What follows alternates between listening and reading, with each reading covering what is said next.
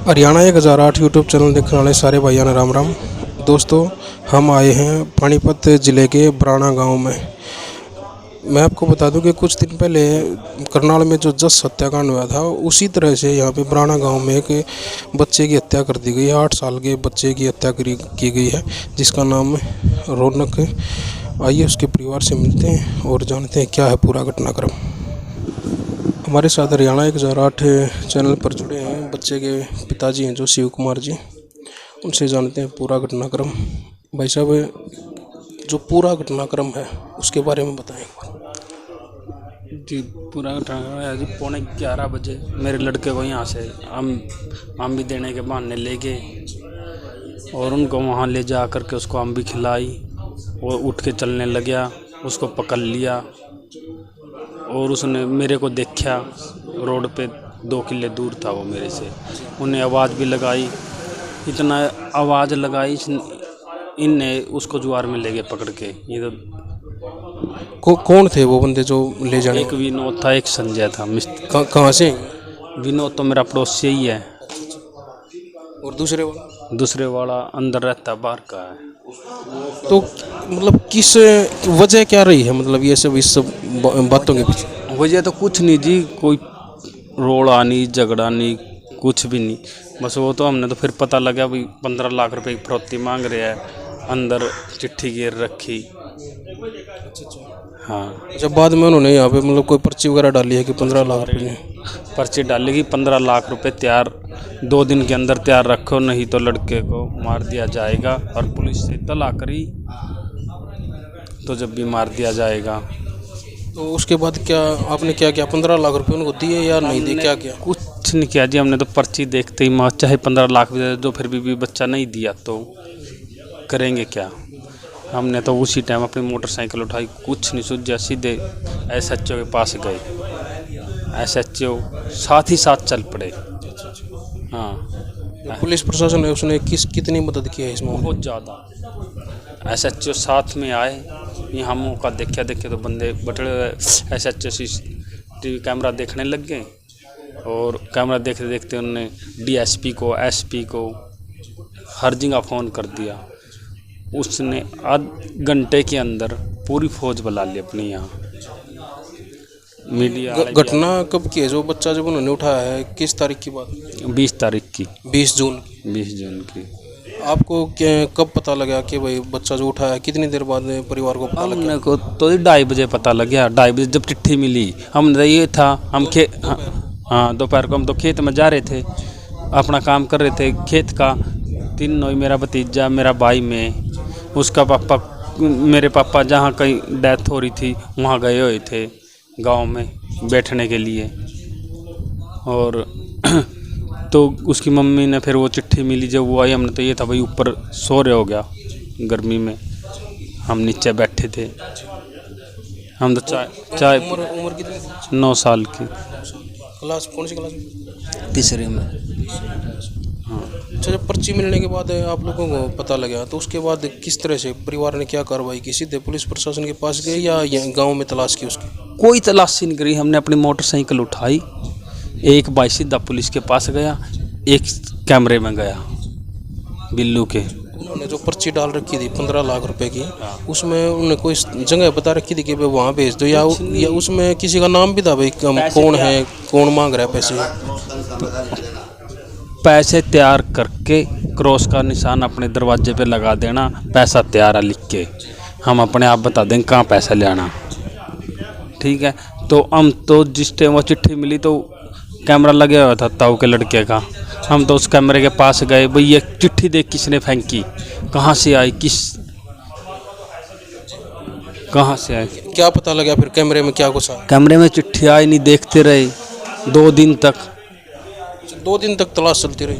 हाँ, चिट्ठी की तो अगले दिन दोपहर को सारी रात चली, उस दिन सारा दिन चली, 2:30 बजे के बाद। जैसे CCTV कैमरे में आप बता रहे हो कि आपने देखे हैं, तो उसमें मतलब कोई और इस तरह की कोई रिकॉर्डिंग नहीं मिली कि कोई बच्चे को ले जाता हुआ या उस तरह? वो तो हमने कुछ भी मिला। वो तो फिर इंस्पेक्टर कैमरे पे बैठे रहे और इसकी रात को जो चीप बरवा के लेके गए 3 कैमरों की।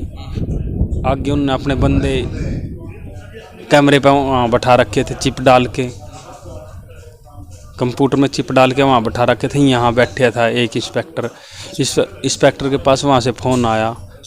अब कि 3 मिनट के टाइम में 39 से 42 तक एक बंदे के पीछे लड़का जान लग रहा। ध्यान से देखो, हमने भी नहीं दिखा, किसी को भी नहीं दिखा, सब देख देख के जा लिए थे। वो बैठा था और हमारे से SHO साहब ने कहा भाई तुम्हारा लड़का जब मिला घर से पूछताछ करें, हम थोड़ा सा इनको ले के जाओगे, परमिशन दो। मैं जी ले जाओ, हमने अपना लड़का चाहिए, जिसको जी मान दे उसके ले चलो। वो कौन था बंदा जो जिसके पीछे चल रहा था CCTV में जो आया? विनोद के पीछे। वही था जिसने हत्या की? हाँ, तो वो कहता मेरे पीछे था नहीं। तो इंस्पेक्टर साहब ने कहा कि दिखा दूंगा मैं, है तेरे पीछे? बोले है नहीं। ले है तेरे पीछे, दिखा दूंगा मैं। उसने फिर उसको दिखाया, बोले ये देखिए। पुलिस ने उसको उठाया है, जब रिमांड पे लिया तब उसने? हाँ, रिमांड पे लेने के बाद हाँ भाई, पहले भी झूठ बोलता रहा। दूसरे बंदे का नाम कैसे आया? उस इंस्पेक्टर ने पिछले कैमरे पे गया, उस कैमरे पे हुए 2 बंदे बैठे मोटरसाइकिल पे 10:39 पे, और वहाँ से यहाँ आके आगे एक बंदा रह जाता 10:42 पे मोटरसाइकिल पे। एक बंदा रौनक को लेकर जाता 10:42 पे नीचे ने। वो मोटरसाइकिल वहाँ रोकता, थोड़ा सा मेरे घर की तरफ देखता है, थोड़ी सा ब्रेक देके थोड़ा सा देखता है बस, वो चला जाता है। तो उसका इंस्पेक्टर का शक गया, बंदे तो ये 2 है और नहीं कोई। पीछे से 2 आ रहे, आगे एक और है, बंदा इसके पीछे, लड़का इसके पीछे चल रहा। जब मतलब दोनों बंदों का घर में आना जाना था पहले से? नहीं, घर में कि कोई से बंदे का आना जाना था, बस काम खेत से ही था, वहीं संपर्क था, बोलना चलना था। कुछ चीज़ चाहिए तो आम आ जाता आदमी लेने के लिए, आपने चाहिए या मेरे को चाहिए, गांव में ऐसे चलता ही है। जो बेटा रौनक मतलब उनके घर में कभी आता जाता? ना, कभी नहीं, बस 2-3 दिन से बता रहे हैं कि वो चीज़ चार्ज जो आता था 2-4 दिन थे। सारा मामला मतलब पैसों का ही लग रहा है कि भाई पैसों के लिए उन्होंने पैसों के लिए ही, वो बता रहे हैं कि हमने पैसों के लिए ही उठाया था। जो बच्चे की हत्या की है वो किस तरह से की है उन्होंने? बच्चे की हत्या तन्नू का जो वो उठाया, मेरे बच्चा किसी के साथ रहता तो था नहीं, बस पड़ोस वाले के साथ, बच्चों के साथ खेलता था, नहीं बड़े के साथ तो किसी के साथ नहीं जाता था सिवाय हमारे, चाहे कोई भी लेके चलो, मना कर देना था। हमारे साथ ही रहा हुआ था, बड़े के साथ, छोटे के साथ तो वो, बच्चों के साथ तो फिर रहता अपने साथ के। तो यहाँ से उठा के ले जाने के बाद कहाँ लेके गए? वो गांव में ही रखा या कहीं बाहर ले गए? यही गांव में ही, मेरे घर के सामने ही एक ज्वार है, ज्वार के खेत में रखा। ज्वार के खेत में? हाँ, वहीं मार दिया उसने। मैं ट्रैक्टर लेकर आ रहा था, उसने मेरे को देख लिया, रौनक को। उनने बेटे ने आपको देखा भी? हाँ, मेरे को देखा, वो उसको पकड़ रहे थे? पकड़ के ज्वार में ले जाने लग रहे थे। उन्होंने मेरे को आवाज़ मारी, पापा पापा। तो आपने सुनाई दिया? मेरे को सुनाई नहीं दिया, मैं 2 किले दूर था, ऊपर से ट्रैक्टर की आवाज़, ऊपर से ट्रैक्टर की आवाज़ और फिर लड़के की आवाज़। उनने गिल्ली मुँह एक इस तरह का तो कोई ध्यान में था ही नहीं भाई, कोई इस तरह की घटना हो जाए। और जो ज़्यादा आवाज़ होती जब भी सुना भाई, बच्चे की 2-4 बार आवाज़ आई, एक बार आवाज़ आई जब भी मुँह, फिर उनको वो बोरी में डाल दिया, लड़के को बोरी में भी। वो कहता रहा पापा बचा ले, पापा आजा, पापा आजा। तो उन्होंने जो बताया है जो पुलिस के सामने, जो बच्चे की जो हत्या की है उसी दिन की है या अगले दिन की? उनने तो 1.25 घंटे में सब कुछ कर दिया, घेर भी दिया, हत्या भी कर दी। तो डेड बॉडी कहाँ पे डाली? तालाब में। तालाब में? हाँ। तो वहाँ से उन्होंने खुद बरामद करवाई या तलाश करने से मिली? नहीं, उनको खुद बरामद करवाई, आके पत्थर डाल के जब डाल रखे थे। तो प्रशासन से किस तरह की मांग करते हैं? प्रशासन से तो हम ये मांग कर भाई उनको फांसी की सज़ा दो।